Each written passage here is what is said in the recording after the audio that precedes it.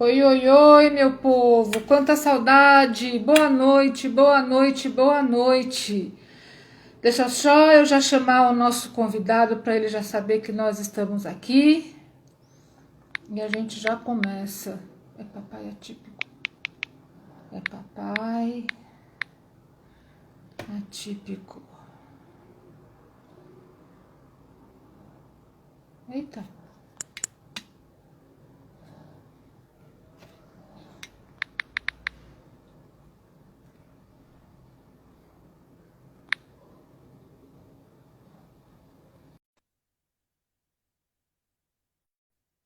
Esperando vocês chegarem, já são 8h33.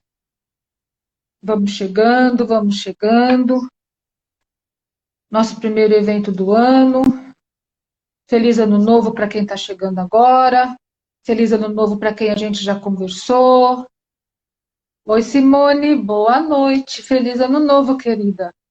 Parabéns, você é a nossa primeira participante da nossa primeira live do ano. Olha, que honra ter você aqui com a gente, viu? Estou esperando o Gui chegar. O meu celular às vezes diz um horário, e o horário não é o mesmo horário que bate com o meu computador, então o Gui pode ser que demore um pouquinho. Oi, Vânia, boa noite. Tudo bom, querida?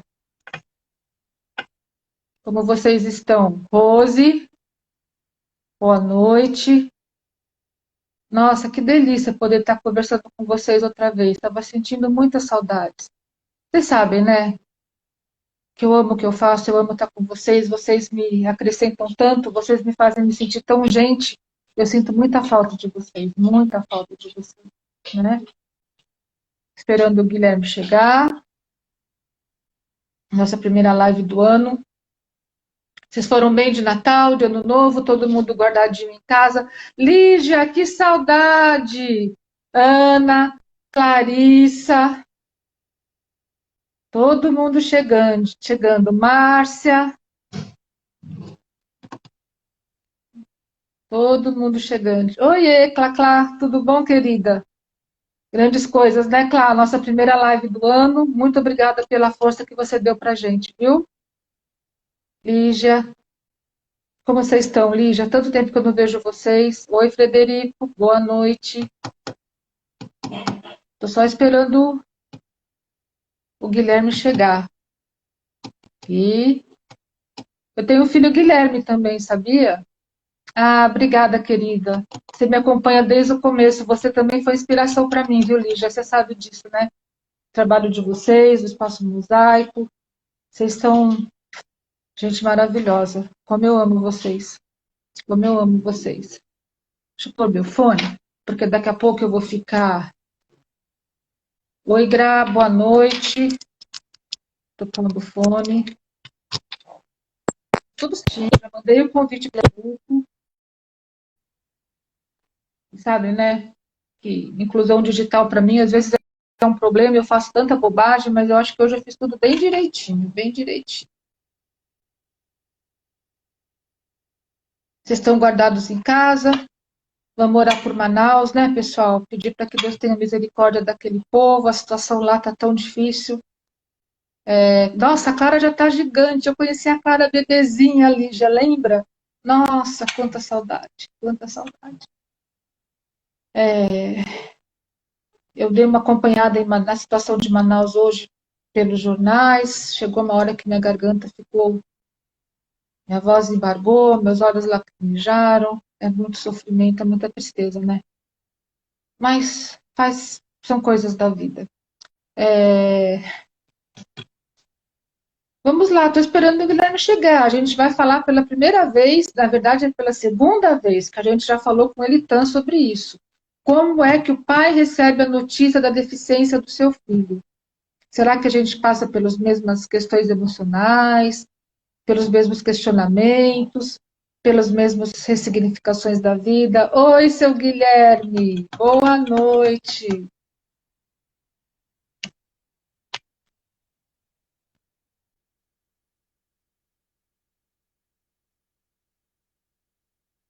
Vamos ver se deu certo.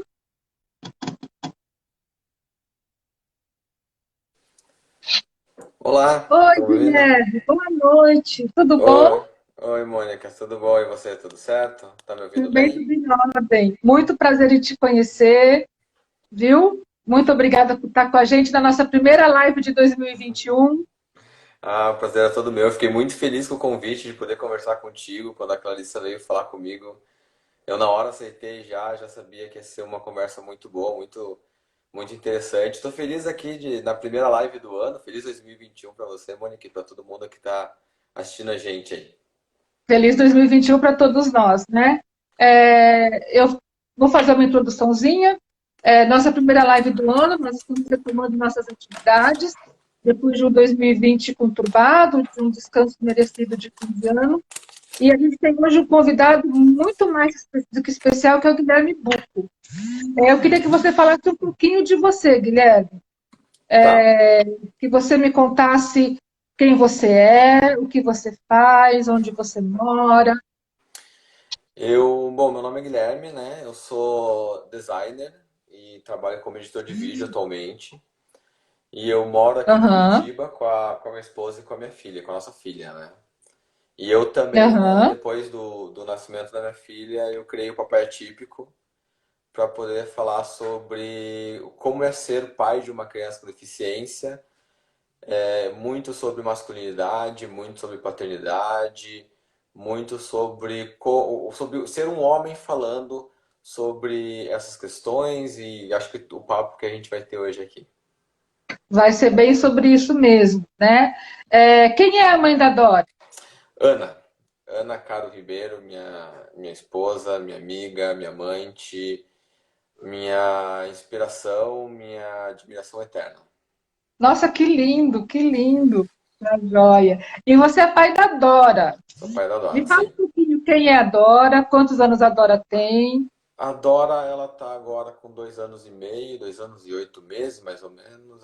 2 anos e 7, ela tá 2 anos já passou dos 2 anos e meio já. Ela é uma criança que ela teve uma hipóxia no nascimento, né? Ou seja, faltou oxigenação durante o nascimento e isso fez com que ela tivesse paralisia cerebral. E também, né, mais para frente, com 4 meses, ela desenvolveu epilepsia de difícil controle. É um padrão muito agressivo, muito sério. E a gente vem Aham, tratando essa epilepsia desde o nascimento dela. Então, vem com muito tá. anticonvulsivante, muito tudo. Mas ela é uma menina que eu demorei muito para entender que ela era uma pessoa que ela era tudo para mim, assim, né? Eu vou chegar aí, né? A gente Sobre os vai. sentimentos de pai. Eu queria que você me Sei. contasse um pouquinho sobre seus sonhos de pai, seus desejos de pai, e depois a gente vai chegar na outra parte. Tá bom. Bom, assim, eu sempre falo que eu sempre quis ser pai, né? Era um desejo que eu tinha desde muito criança.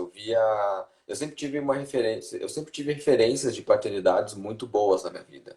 Tanto, principalmente do meu pai, que é a minha referência maior de paternidade, mas dos irmãos dele, né? Dos meus tios, do meu avô, né? Enquanto pai dos meus tios e como esse pai da casa, da família, do meu outro avô também, dos meus dois avós.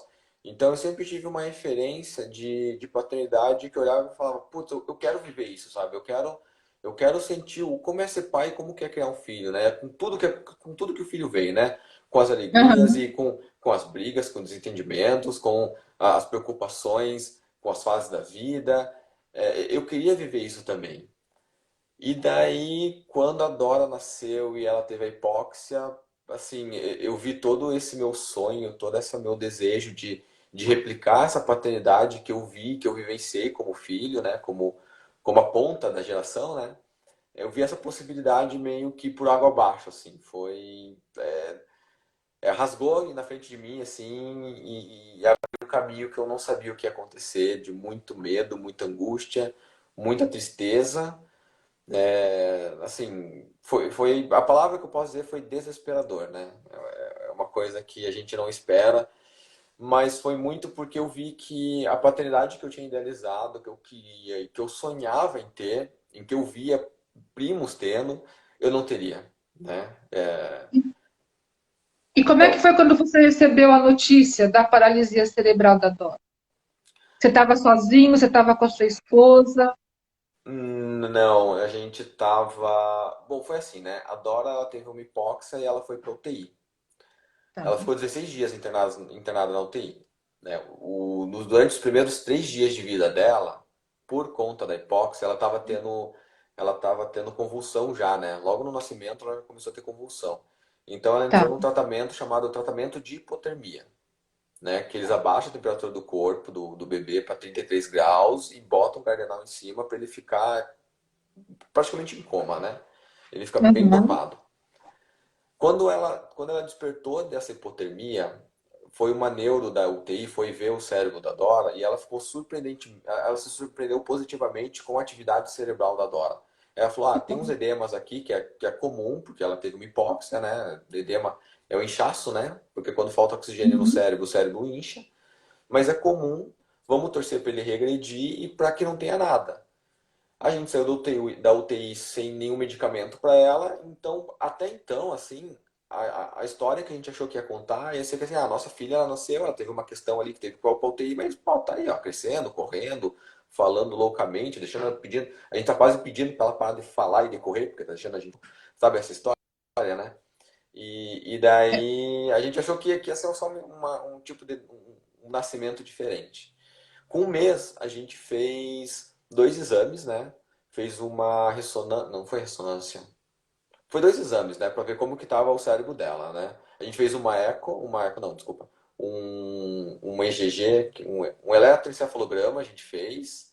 E fez um outro exame para ver como que estava visualmente o cérebro dela. Que partes do cérebro dela tinham sido... tinha sofrido com edema, né? Com esse inchaço. Uhum.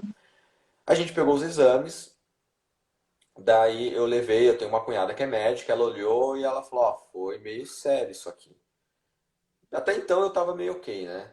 Daí uma prima de São Paulo, eu mandei para uma prima de São Paulo os exames, que ela tem um neuropediatra lá que é super amigo dela, e ela que me ligou e falou, ó, Guilherme, é muito sério, o cérebro da Dora tem muita parte já que tá morta, né, por causa do edema, faltou oxigênio, não tem mais volta.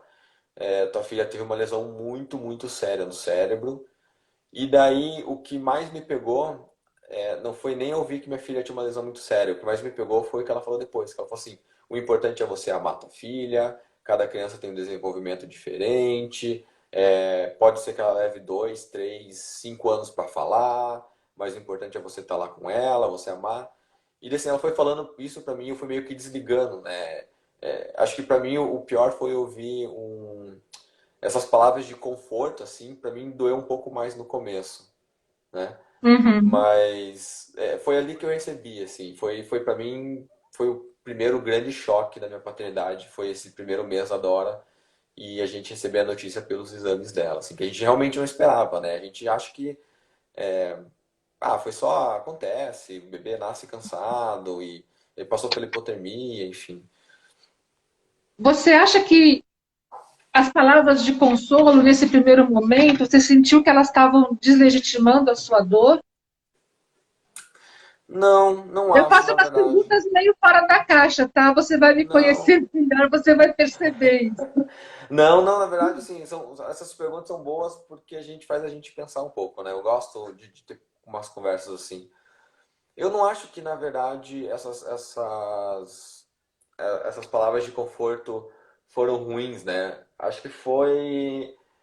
Acho que eu tava num momento tão ruim, eu tava começando a ficar tão apático com tudo, que qualquer coisa que fala pra gente parece que é ruim, qualquer coisa incomoda, não tem o que fale que vai confortar a gente, né? Entendi. Então, assim, é difícil até. Às vezes eu até falo bastante, né, sobre isso nos meus textos e quando eu converso com outros pais e com outras pessoas, eu falo que às vezes, assim, o que a gente precisa é um silêncio, né? É uma pessoa que esteja ali, talvez abra os braços e seja uma orelha, seja um ouvido, né? Que é alguma coisa que eu me proponho a fazer com o papai atípico, né? Porque eu sei que tem momentos que a gente não quer ouvir uma palavra de conforto, porque não existem palavras que vão confortar a gente. Então, qualquer coisa que a pessoa possa dizer, talvez não vai ser legal. Então, às vezes você só precisa do silêncio, né? Às vezes o silêncio lhe conforta até você estar preparado para ouvir uma palavra de conforto, né? É Isso verdade. isso e e assim, eu não culpo as pessoas que dão palavra de conforto, porque elas dão na boa intenção, elas querem te confortar de algum jeito, elas querem te fazer se sentir bem, né? Aham. Na verdade, elas estão dando um ato muito de carinho com você. Mas às Uhum. vezes você não está no momento propício para receber esse ato de carinho. E às vezes você também não consegue dizer para a pessoa que, ó, não, não fale agora, eu não estou bem, daqui a pouco eu busco. Demanda muito autoconhecimento, né? Para a gente poder dizer, ó, eu não quero vir conforto agora, só senta comigo e toma um café, é isso que eu preciso. Uhum. Mas assim, são processos que, pô, eu levei muita terapia e muitos meses para conseguir dizer em palavras isso. Chega lá, né? É, uma coisa que a gente capacita as outras famílias para fazerem acolhimento, né? E uma coisa que a gente fala muito é, por favor, ouçam os silêncios. A gente tem que ser o silêncio que respeita, Sim. né? Porque, na verdade, quando a gente para ouvir o silêncio, é aquilo que os nossos avós falavam, né? Muitas vezes o silêncio vale mais do que mil palavras. Uhum. Mas a gente tem muita dificuldade num mundo agitado que a gente vive, nesse corre-corre, da gente ter paciência para ouvir o silêncio. Então, o silêncio incomoda e a gente vai atropelando o outro com as nossas palavras. Né? E é o que você falou, é sempre na melhor das intenções, mas às vezes, realmente, sentar e tomar um café sem falar nada, assistir um jogo de futebol no silêncio, Uhum. tomando uma cerveja, Uhum. talvez fosse o que você mais precisaria naquela hora, né? Mas é verdade, as pessoas, elas falam, e é uma coisa que eu falo muito com as pessoas que a gente acolhe, que as pessoas não falam por mal, as pessoas falam a melhor das intenções. Então, que a gente não pode ir armado com pedras na mão, porque senão a gente vai estar fazendo um afastamento ainda maior, né? Do que a gente mesmo já faz, mas a gente vai fazendo com que o outro também se afaste, Sim, né? sim. Mas é realmente a questão do silêncio respeitador e do silêncio que é ouvido. Eu acho que quando a gente fala em acolhimento é a coisa mais importante que a gente pode falar de acolhimento, né? É. Normalmente essas notícias, quando nasce um bebê com deficiência, elas tendem a trazer um impacto muito grande para o casal. Uhum. Posso te perguntar isso ou não? Como é Pode, que foi claro. para você e para tua esposa? Como é que vocês lidaram um com o outro? Eu só vou dizer assim, aquilo que eu às vezes digo. Às vezes o casamento já não está legal e a deficiência é um catalisador para a Uhum. separação. Como também a deficiência pode ser um catalisador para o casamento que vai durar para o resto da vida. Eu estou falando bobagem?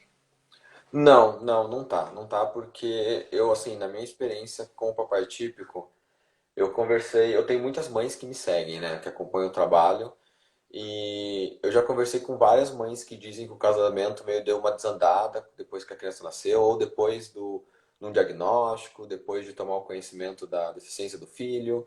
Teve casais que separaram, infelizmente, não infelizmente, mas separaram, né? Isso é uma coisa que eu posso falar um pouco depois, que eu mudei minha concepção sobre o papai típico e casais aí. Uhum. Mas tem casais que separaram e muito do abandono paterno, né? Que foi um dos gatilhos para eu criar o papai atípico. Mas Aham. falando de mim, da Ana, assim, minha esposa, ela muito mais rapidamente aceitou a condição da Dora, né? Ela entendeu a situação toda e ela abraçou mais facilmente toda a situação. E aí, assim, eu não sei dizer exatamente por quê, eu imagino que tem alguns indícios disso, que cai muito a gente obrigar a mulher a ser mãe de qualquer forma, então ou ela é mãe ou ela é mãe, então isso meio que obriga ela a ser mãe. E o homem, na minha experiência comigo, eu demorei um pouco mais por eu posso elencar vários motivos aqui, né? Mas o principal deles foi a frustração por não ter a paternidade que eu queria e essa falta de controle, né? Porque é uma coisa que sai da nossa mão, né? A gente não sabe como lidar com quando a coisa sai do controle e o que a gente vai fazer com algo que você não tem a ver com você, não depende de você. Então, o nosso casamento, ele deu uma boa balada nos primeiros 7 meses de vida da Dora. Eu fiquei muito mal, né? Eu fui fazer terapia, fui buscar ajuda psicológica para lidar com todos os sentimentos que eu tinha. E eu até recebi, assim, até recebi um ultimato dela, assim, na verdade, né? Teve um dia que ela olhou para mim e falou: Ó, se você quiser ir embora, pode ir, porque você não tá bem, você tá atrapalhando a vida aqui. Se você não consegue aceitar a Dora, você não me aceita também, né? Então,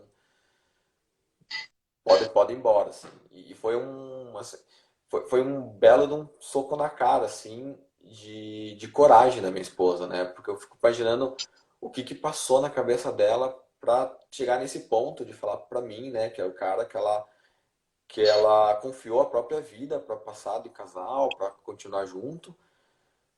A dificuldade de você falar para alguém que você ama, que você jurou, tá junto, é sempre falar, ó, pode ir embora que você não tá ajudando aqui.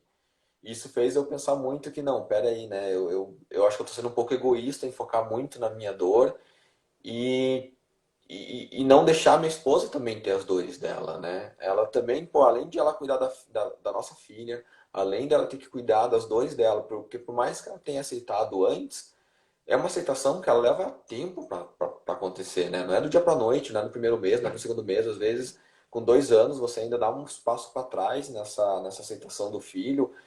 Não é uma linha reta, né? Tem vai e vem Uhum. nessa história. E daí, assim, além dela estar com toda essa carga, né? De cuidar da casa, cuidar da filha, cuidar dela, ela ainda tem que cuidar do marido que tá se perdendo aqui. Eu falei, não, eu preciso dar um basta nisso, eu preciso levar mais a sério minhas terapias, eu preciso levantar, dar um jeito, eu preciso falar de alguma forma, eu preciso me comunicar. E daí, para suprir essa minha necessidade de falar, de me expor e de lidar com a minha situação, eu criei o Papai Atípico, porque eu me sentia muito sozinho, né? Eu me sentia sozinho, eu ia pra internet, eu não conseguia encontrar muitos pais de crianças com deficiência. E quando eu encontrava, era um vídeo no canal da mãe, era um texto no canal da mãe, não era uma coisa muito que eu conseguisse me relacionar. Aham. E daí eu preciso, não, eu preciso fazer alguma coisa para esses caras, porque se eu tô sofrendo, tem outros homens que devem estar sofrendo também. Eu preciso dar a mão para alguém, porque eu também preciso que alguém me dê a mão, né? Uhum. O papai típico é uma terapia para mim também. Eu tento ajudar outros caras, tento mostrar que, ó, tem um cara aqui que sente, que chora, que tá mal, que tá frustrado, mas que tá tentando lidar com tudo e precisa lidar com tudo e também vai precisar da ajuda de vocês que estão aí, porque eu não vou conseguir fazer tudo sozinho, não vou conseguir lidar com essa barra sozinho.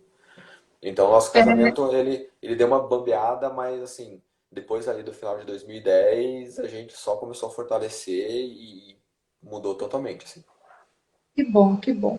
Eu queria pontuar algumas coisas, né? Quando a gente descobriu que ia conversar com você, eu comprei todos os livros que você sugeriu para ler e eu li todos.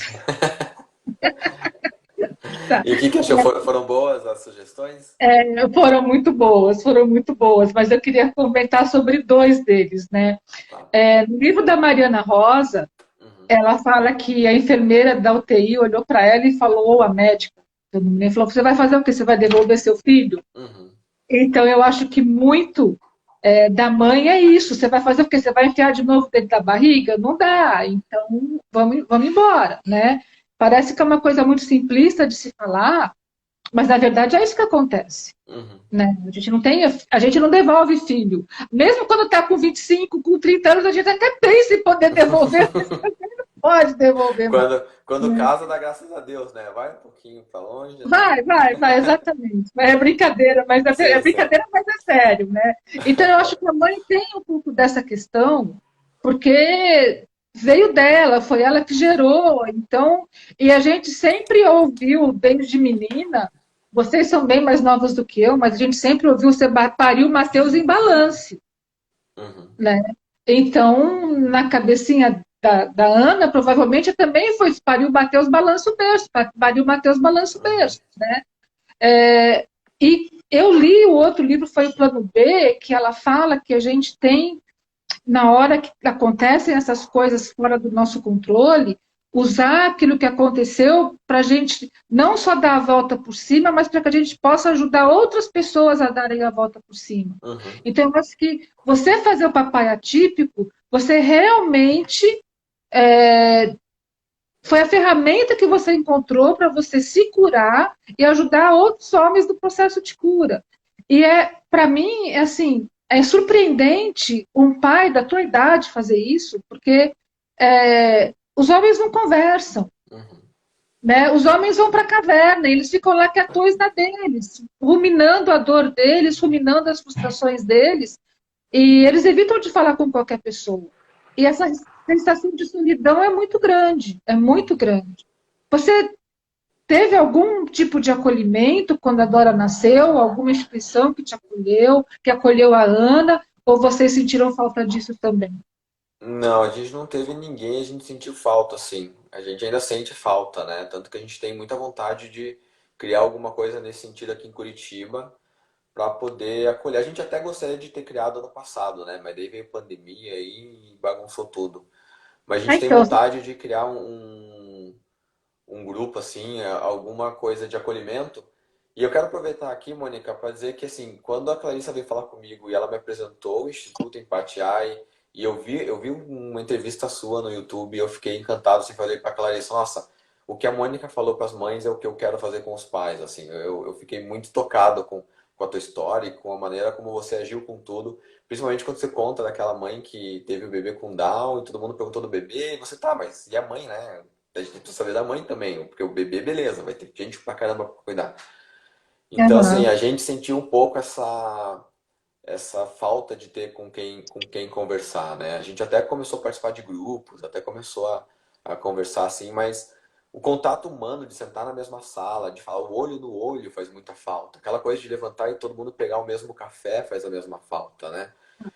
E eu queria só fazer comentar uma coisa que você falou que o homem vai pra caverna, né? Assim, eu ainda sou da geração que via na TV propaganda do Marlboro, do cara no cavalo fumando sozinho, olhando o campo, e do cara bebendo uísque na sala, compenetrado. Então a gente vem de uma geração ainda que o homem é aquele cara solitário, sério, sisudo, que resolve as coisas por dentro, né?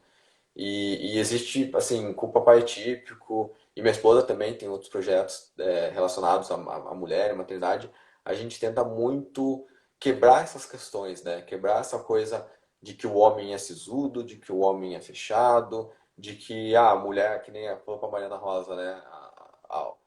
Nasceu, tem que balançar. E assim, eu acho que se falar isso pra mulher não é um problema. O problema é que a gente não fala pros homens isso.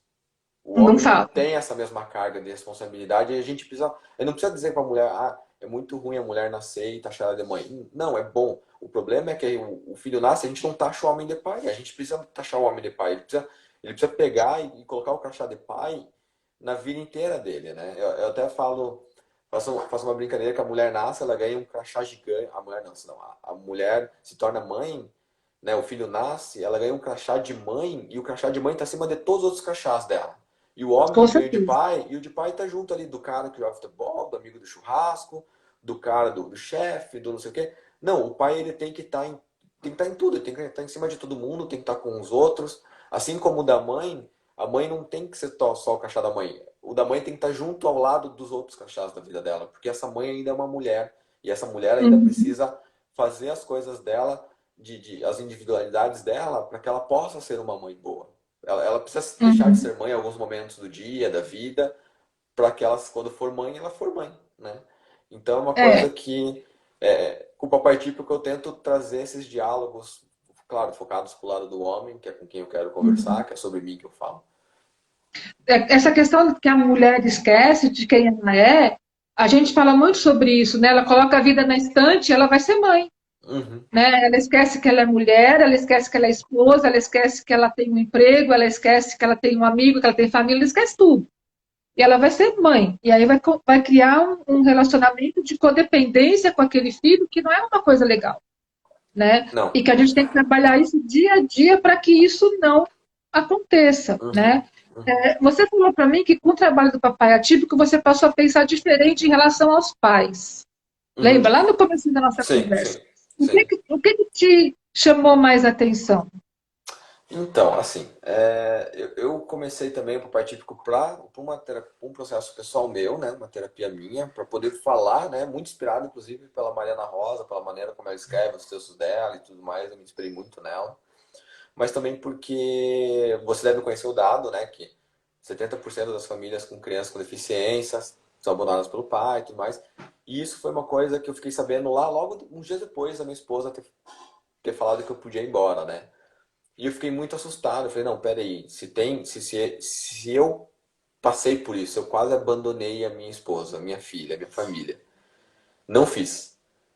Mas tem homens que fazem. Por que que eles fazem isso? O que que faltou para esses caras para não fazerem mais isso? O que que eu posso fazer para ajudar esse cara a não sair de casa? Né? Porque eu não posso entrar na casa dele e obrigar ele a ficar na casa dele, mas eu posso conversar com ele. Então eu Uhum. moldei o papai típico com o intuito de impedir o homem de abandonar a sua casa. Só que com o passar do tempo, conversando com outros homens, nos podcasts que eu fiz, conversando com outras paternidades, eu fui conversar com uma psicóloga, eu fui dialogar com ela sobre essa questão. E ela me abriu o Uhum. olho para um outro lado. Ela falou assim, Guilherme, você não pode impedir, não pode querer que o homem saia de casa, né? Ele tem que ter essa opção de sair de casa, assim como provavelmente a mulher, mas o homem tem que ter essa opção de sair de casa, ele tem que refletir sobre isso, ele tem que entender essa situação dele. E a questão que daí eu descobri não é o cara abandonar a família. Não, eu não queria que eles separassem, na verdade, né? Que o homem separasse da mulher. A questão não é que eles não podem separar, a questão é que eles até podem separar porque a criança nasce, enfim, é um catalisador, talvez uma relação que não estava boa, enfim, não cabe a mim julgar a relação do casal, mas que ele não abandone o filho e essa mãe. Que pelo menos ele entenda que, ó, o meu casamento não deu certo, mas eu sou pai daquela criança, eu preciso agir como pai daquela criança. Então o papai típico mudou esse pensamento de que eu preciso fazer os homens não separarem da esposa para eu tenho que ajudar os homens a não terem esse abandono afetivo dessa mãe e dessa criança. E como que eu vou fazer Uhum. isso? Aí eu também ainda estou tentando descobrir como fazer isso, estou tentando descobrir se essa é realmente a minha função aqui, Aham. mas a maneira como eu estou encontrando de fazer isso é me expondo, é conversando com outras paternidades, trazer outros pais para conversar no papai atípico, para mostrar outras realidades, eu fazer os meus textos, eu dizer, ó, eu sinto, eu tentar dessa forma mostrar que tá tudo bem você tá mal consigo mesmo, tá tudo bem você ter uns pensamentos de que não queria ter esse filho, de que não queria estar aqui, porque são pensamentos, né? A gente pensa essas coisas. A questão é o que que a Uhum. gente vai fazer com esses pensamentos, né? Então, Você parte pode muito deixar que disso. eles te dominem ou você pode dominá-los, né? É. Então foi essa mudança que eu fiz, né? Foi entender que assim, eu não posso impedir eles se separarem, mas eu posso ajudar eles a não abandonarem, a entender que eles são pais e aceitar essa paternidade, né? E se ver como pai daquela criança, tanto pelo lado positivo, quanto pelo lado de que você vai ter obrigações e responsabilidades agora que, cara, não dá. Você vai ter que, talvez você não vai ter que jogar futebol no dia porque você vai ter que ficar com a criança, cara. Virou pai, né? Sabe? Tipo, responsabilidade, vida adulta, não tem como Aham. mudar isso, né? É verdade, é verdade. Você lembra do primeiro pai que você acolheu? O primeiro pai que eu acolhi, Sem ser o seu espelho, tá? nossa, sem ser meu espelho. Olha, eu não sei ao certo, porque assim, eu vou confessar pra você que assim, poucos pais vieram falar pra mim que, que gostam do projeto e tudo mais. Vi muitas mães falar pra mim que passam pros maridos, né? Eu tive muita dificuldade em conversar com pais, né? Eu tenho muita dificuldade ainda de encontrar pais para conversar. Hoje nem tanto, porque tá um pouco mais fácil. E como eu já conheço bastante pessoas, o Papai Típico tem uma boa quantidade de seguidores, e como eu tenho um volume grande de material já, fica mais fácil de eu dialogar com esses homens. Mas no começo foi Uhum. muito difícil eu quebrar uma barreira de diálogo com eles. Eu abordava esses homens dizendo, olha, eu tenho um projeto, vamos conversar, posso te entrevistar. Muitos não quiseram, muitos meio que não me responderam, mandaram só, oi, tudo bem? Pô, vamos pensar, pô, me liga semana que vem. Então, assim, é um pouco difícil ainda eu saber quantos pais eu acolhi, porque é um acolhimento muito indireto, na verdade, né? Eu não consigo, como eu não tenho espaço físico, tá, não tem como receber pessoas, é mais difícil eu mensurar essa, esse acolhimento. Então, deixa eu te contar um segredo. O Empatiai não teve espaço físico por até o ano passado. Nossa, Mas então, meu Deus. tá? Porque eu sempre tive muito cômodo assim, como eu vou até as mães, como as minhas voluntárias vão até as mães, eu não tenho tanta necessidade assim de ter um espaço físico. Mas a Uhum, gente também tem a facilidade de que mulher fala pelos cotovelos. Então, você manda uma mensagem para ela e fala: "Você quer me ligar às tuas ordens?" Ela te liga imediatamente. uhum. né? E já o pai vai levar 5 dias para te ligar, se é que ele vai te ligar depois, né? É, e o que eu tenho percebido também pelo Empatiai é que as mães vêm pedir socorro para entender como é que elas podem lidar com seus maridos. Não sei se é isso que você tem percebido também. Nesse tempo todo de Empatiai, eu acolhi um pai, que ele me procurou, o pai me procurou para conversar comigo. Porque ele não sabia como chegar na esposa dele. Mas olha, em quase 60 acolhimentos, um só foi de pai, né? E foi um acolhimento bem difícil. Não tanto com ele, mas depois quando a gente foi fazer a parte de acolhimento do casal. As reuniões que a gente faz aqui em casa, que não, agora não vou ser mais aqui em casa, a gente tem uma sede para ter as reuniões de famílias, mas eu também tenho muitas mulheres que são casadas e vêm sozinhas, nos encontros de famílias, tenho alguns casais que veio o casal junto e também tenho mulheres que os maridos foram embora. Uhum, E alguns realmente viraram ex-pais, né? E a questão do ex-pai, Guilherme, é uma coisa que acontece até com quem não tem filho com deficiência, né? O uhum, abandono uhum, paterno, uhum. ele, né, o cara que acaba o casamento, ele esquece que tem filho, que tem filha, que tem qualquer tipo de vínculo, né? É uma coisa que a gente precisa conscientizar a sociedade para que isso não aconteça mais, Uhum, né? uhum, É uhum. como se o pai nunca tem responsabilidade. Eu venho de uma geração de provedores. Você já não vem de uma geração de pai provedor. A geração de vocês já é de um pouco mais de pai presente. A dos meus filhos já é de pai mais presente ainda. Mas, principalmente os casais da minha idade, os pais que vão embora, os maridos que largam suas esposas, os pais vão junto com eles. Eles levam sua paternidade junto, né? E isso realmente é difícil. E é um trabalho de formiguinha que você vai fazer. E é assim, é louvável esse trabalho de formiguinha, porque é de um por um, é de um por um. É, Conversando com você, eu estou até repensando uma coisa que eu vou te fazer a mesma pergunta, tá? tá bom. Será que os pais eles saem ou será que eles são postos para fora também? Eu vou te dizer Hum, por quê. Eu acolhi algumas famílias que as mulheres estavam naquela fase da raiva muito grande. E toda essa raiva era direcionada para a primeira pessoa que estava perto, que no caso era sempre seu marido, né? E eu vi maridos serem humilhados, eu vi maridos serem destratados, eu vi maridos serem assim, transformados num nada. Alguns ficaram e outros foram embora. Então, por conta dessa questão, eu me pergunto muito: será que eles vão embora ou se eles são postos para fora? Porque eles não têm que lidar com tanto desaforo como as questões de desaforo que eu vi. Mas também, conversando com você, já estou começando a repensar as minhas ideias. olha, Mônica, assim, é difícil falar porque cada vez eu sei que cada caso é um caso, né? É difícil a gente falar de uma maneira bem generalista, principalmente nessa questão do pai ir embora, assim. O que, assim, o que eu sei, né? O que eu Uhum, vi de conversar com a minha esposa, com muita gente, é que, assim, a mulher, ela é criada desde cedo para ser mãe, né? A gente cria as mulheres para ser mãe, é o projeto da vida dela. O homem não uhum, necessariamente, né? Alguns homens acabam incorporando isso em querer ser pai. Esse é um ponto. O que eu percebi com o papai atípico e com as mães, eu vejo muitas mães que acompanham o papai atípico, e eu acompanho grupos e tudo mais, eu vejo muitas mães que elas são 100% do tempo mãe de uma criança com deficiência. A gente não, pelo que a gente vê, elas não parecem ser mulheres, ser esposas e tudo mais. E eu não tô querendo colocar a culpa nelas, tá? É só uma coisa que eu uhum, tô constatando, que a gente constata assim que a gente pensa, meu Deus, mas ela vive 100% as terapias da filha, do filho. Será que ela não tem um tempo em que ela não relaxa, não faz outra coisa?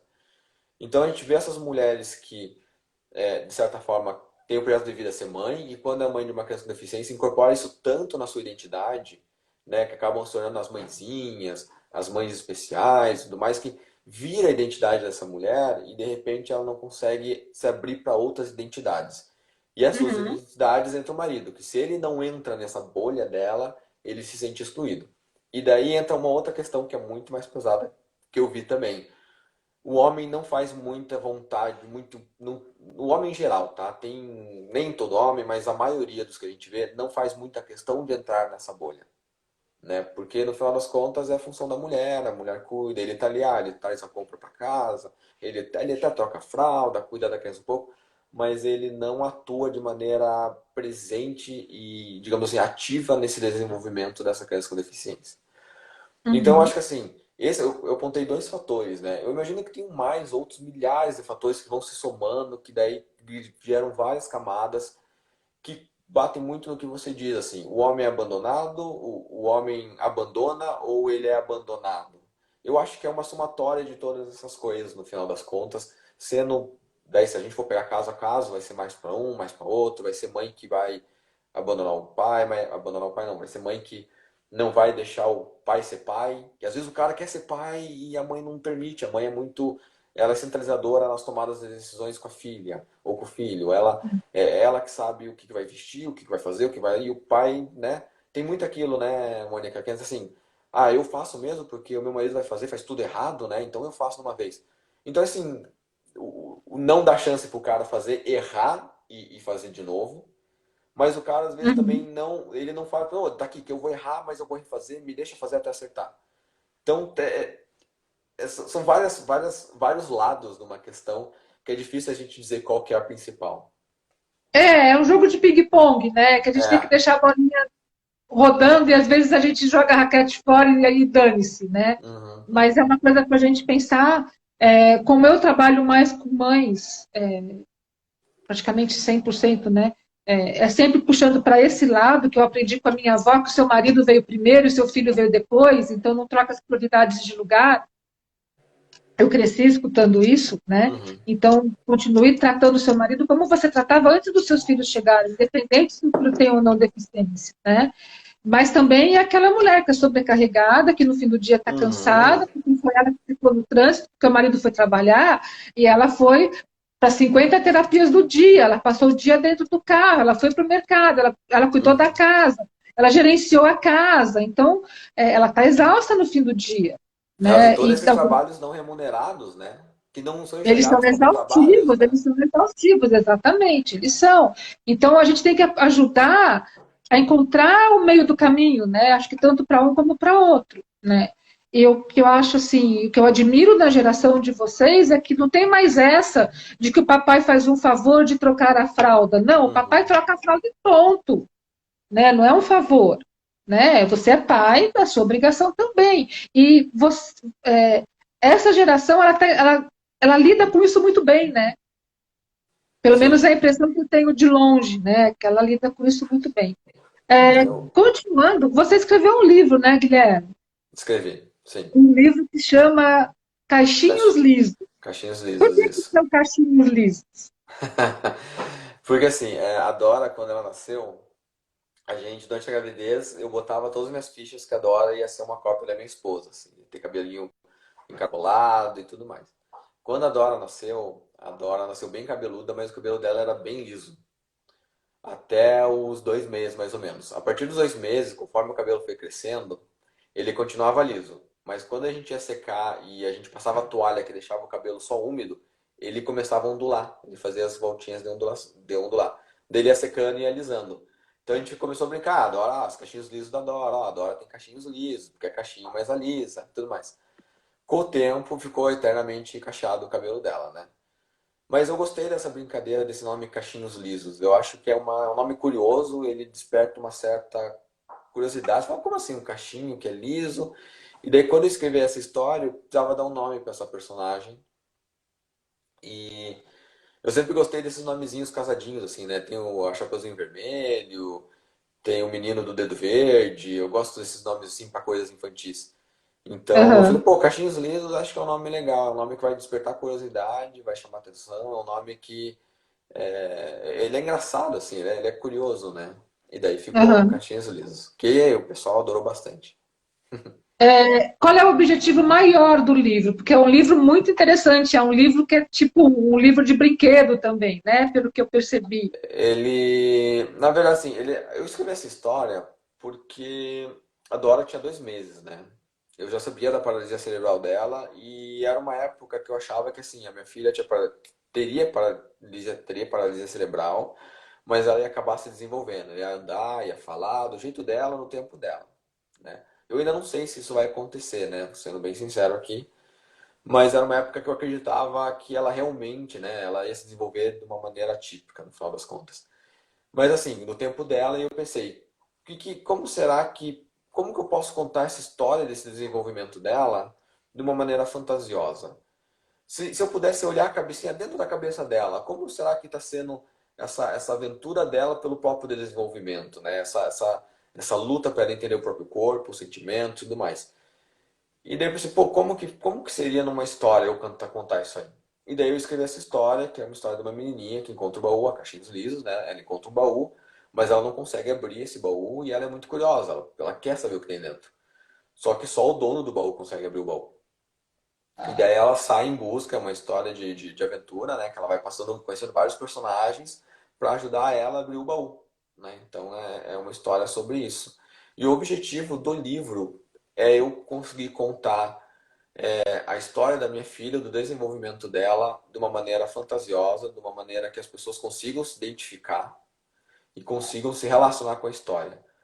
Eu Uhum. sei que assim, eu sei que eu poderia escrever a história sobre uma menina com paralisia cerebral, mas aí eu talvez não conseguisse falar com pessoas típicas, com crianças típicas, com famílias que não têm crianças com paralisia cerebral.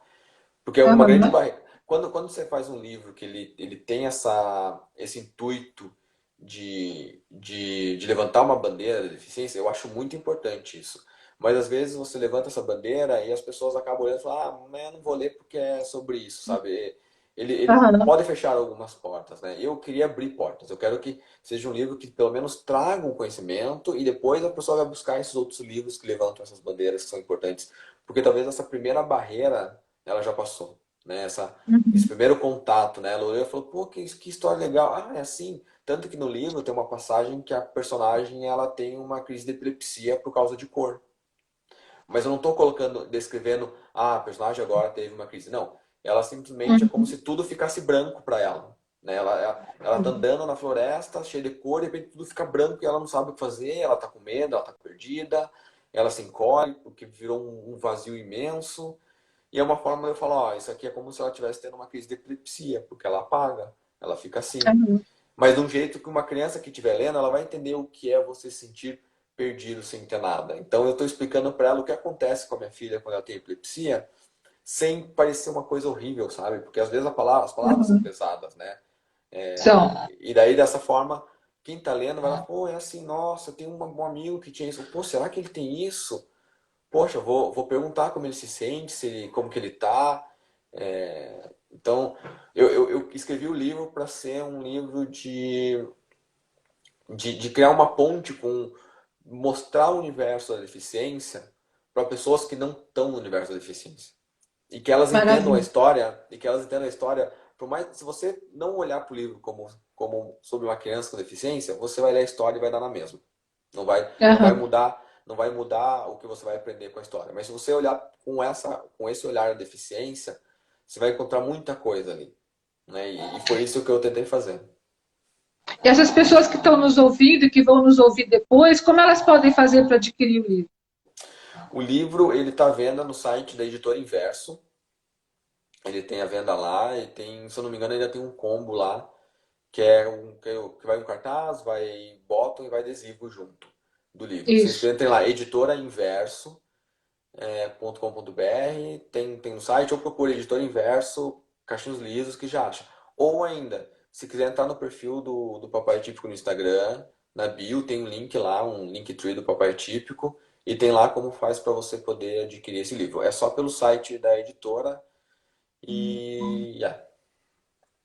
E quais são os planos para 2021? Meus planos para 2021.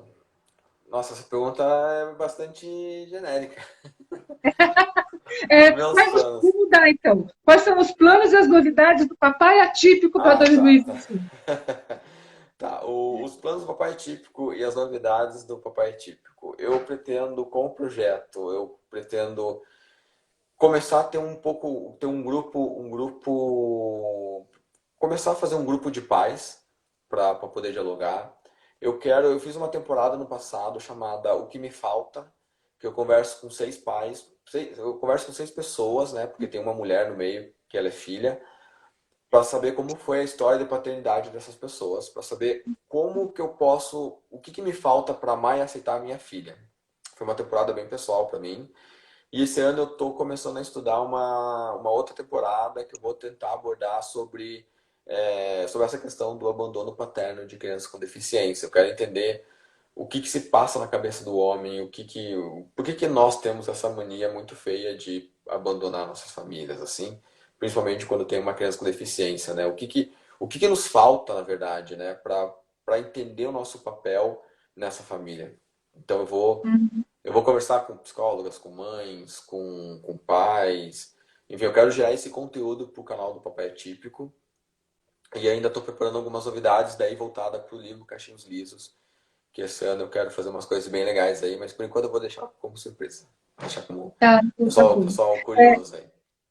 Eu vou te falar um pouquinho sobre a pandemia, que você falou que você tinha planos de acolhimento, aí veio a pandemia, e aí não deu para Sei. fazer. Então, acho que a pandemia estava esperando a gente se conhecer, porque a gente pode pensar Tava. numa parceria boa para esse acolhimento, Nossa, tá? eu adoraria fazer alguma coisa com vocês, porque acompanhando o Instituto agora, eu vejo que, nossa, quanto eu posso aprender com vocês, quanto a gente pode trocar de informação, é maravilhoso. Mas eu estava ouvindo seus podcasts também, e eu também tenho muita coisa para aprender com vocês, e não é Apple Polish, não, é de verdade, tem muita coisa para a gente aprender junto, né? A gente vai ter um treinamento, Guilherme, no dia 30 de janeiro e no dia 6 de fevereiro, das 8 ao meio-dia. A gente vai capacitar um grupo de voluntários lá do sul, aí do sul, Uhum. lá do Paraná, lá de Santa Catarina. Santa Catarina. Se vocês quiserem fazer parte desse grupo, depois a gente vai divulgar no Insta tudo direitinho para Uhum. todo mundo que quiser participar. Também vai ter nossas informações no link da bio, né? Então, a nossa primeira live, já estamos falando da nossa primeira capacitação, né? Ah, De vamos ver 2021 sim. também. Vai ser um prazer se você quiser estar com a gente, tá bom? Ah, com certeza. Eu quero te agradecer muito. Pela primeira vez, eu estou controlando o horário, porque todas as lives que eu fiz até essa, elas acabam antes de eu dar boa noite. Então, eu arrumei um relógio para eu não começar o ano não dando boa noite, nem agradecendo para as pessoas. Eu, eu quero te agradecer muito, Guilherme, por ter aceitado conversar com a gente. Eu sei que é uma forma de se expor e que às vezes pode ser difícil isso. E quero te dizer que eu te admiro pela forma como você se expõe e pela forma como essa exposição tem um objetivo maior de trazer coragem e de trazer confiança para os outros pais também, né? Porque aquela velha história, quando a gente é fraca, que a gente é forte, né?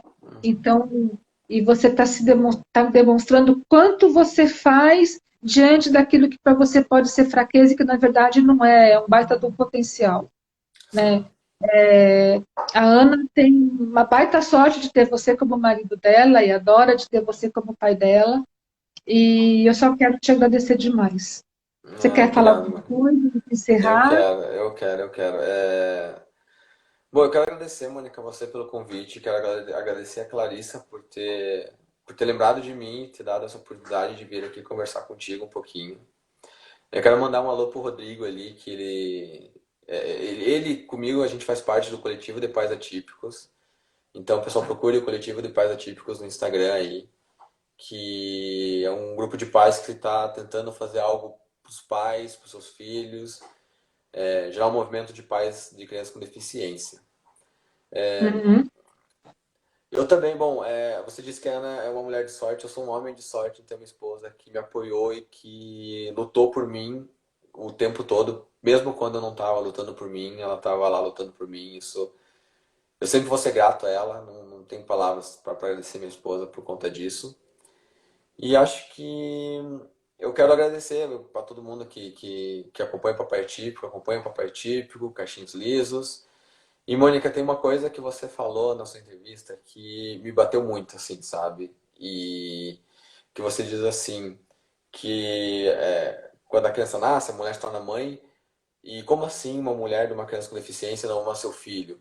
É porque ela tem que se tornar mãe daquele filho. E eu senti que eu tive que me tornar pai da Dora, né? Uhum. Eu teria que me tornar pai de qualquer criança, mas eu tive que aprender a ser pai da Dora. E isso é uma coisa que é indescritível, assim, né? A gente precisa aprender a ser pai daquela criança, porque na verdade a gente escolheu ser pai e tem que aprender a ser pai do que vem, né? E o filho não tem que ser filho do pai que está aqui, né? É o pai que precisa entender aquela criança e se moldar para aquela criança que está vindo. Eu demorei muito tempo para entender isso. É uma coisa que, se eu tivesse talvez a maturidade de entender isso antes, muita coisa teria mudado, né? Mas essa frase tua, eu quero te agradecer por essa frase, porque foi uma fase muito bonita, assim. Eu fiquei muito tocado por ela quando eu vi na sua entrevista. Porque a gente tem aquela história de que o amor é instintivo e o amor é construído. O amor por qualquer É, filho é construído, né?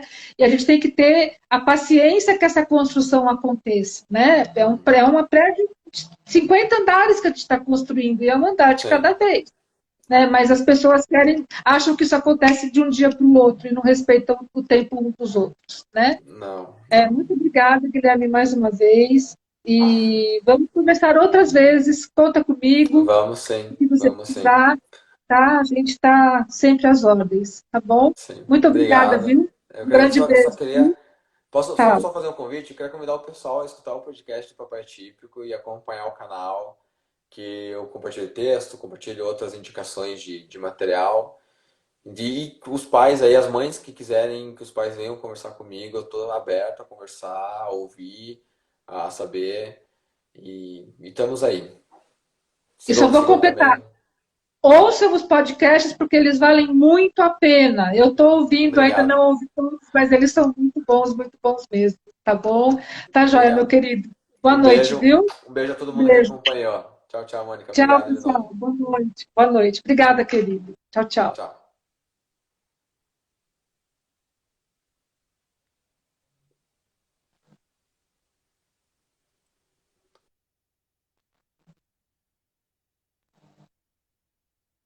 Queria desligar.